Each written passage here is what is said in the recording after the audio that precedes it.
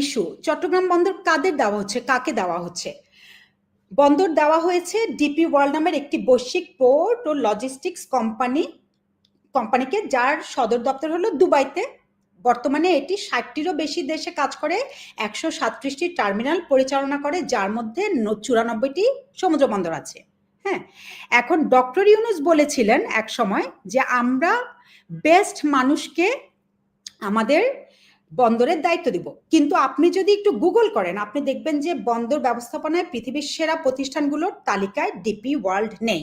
আমি এখানে কিছু ইনফরমেশন দিয়েছি আপনাদের, এই রিপোর্টটাতে আপনারা যদি যান 24-25 ফোরকাস্ট, আপনারা দেখবেন যে শীর্ষ 11টি গ্লোবাল টার্মিনাল অপারেটরের মধ্যে ডিপি ওয়ার্ল্ডের স্থান রয়েছে 6তম জায়গায়।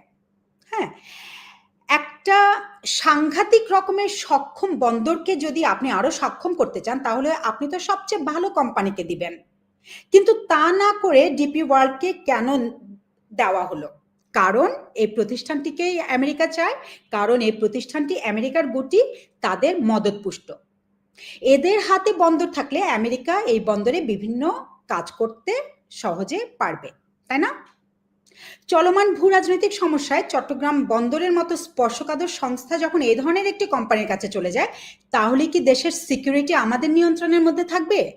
থাকবে না। কিন্তু ডিপি ওয়ার্ল্ড পৃথিবীর অনেক দেশে তাদের ব্যবসা বাণিজ্য করে, সেটা ঠিক আছে, তাদেরকে আমরা কাজও দিতে পারি, কিন্তু অন্য দেশের ভূ রাজনৈতিক প্রেক্ষাপট এবং আমাদের দেশের বর্তমান ভূ রাজনৈতিক প্রেক্ষাপট যদি আপনারা তুলনা করেন, তাহলে ডিপি ওয়ার্ল্ডকে কাজ দেওয়া অবশ্যই একটা কনসার্নের ব্যাপার।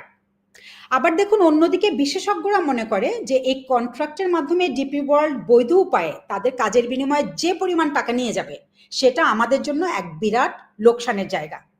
তাহলে আমি এরকম একটা কোম্পানিকে কেন বন্দর দিচ্ছি?